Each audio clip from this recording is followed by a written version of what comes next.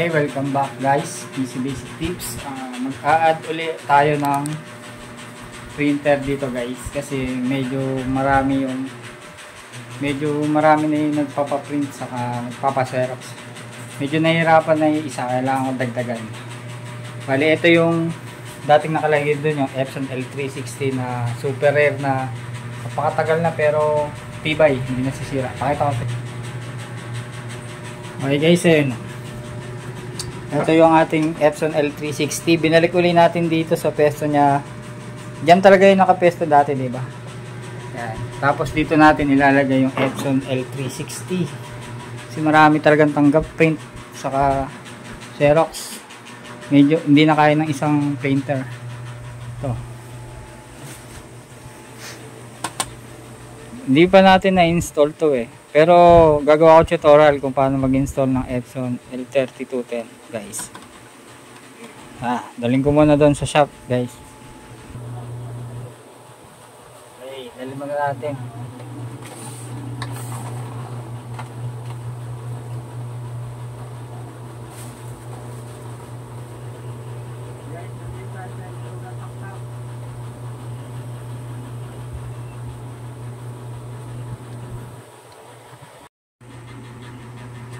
Okay, yun na nga, nailagay na natin dito.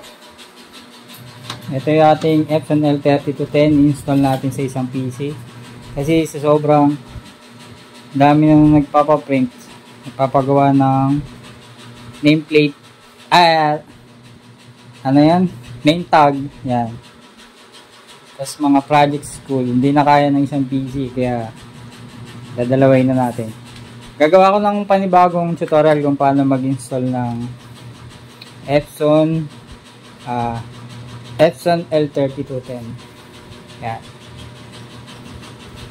Dalawang version ituturo ko guys kasi nasa akin pa yung CD installer nito. Saka yung kung paano nyo i-download sa Google. Kasi guys, medyo mahirap na magbigay ng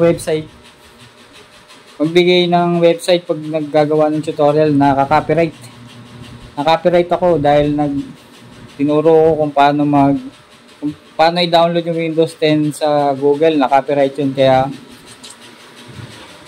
siguro ang gagawin ko na lang tutorial yung CD installer nito. May pasunod na CD installer to, yung nagagawa natin yung tutorial. Okay guys, maraming salamat. Abang-abang lang kayo sa lahat ng nakasubscribe. Marami pa tayong basic tutorial na gagawin. Thank you guys.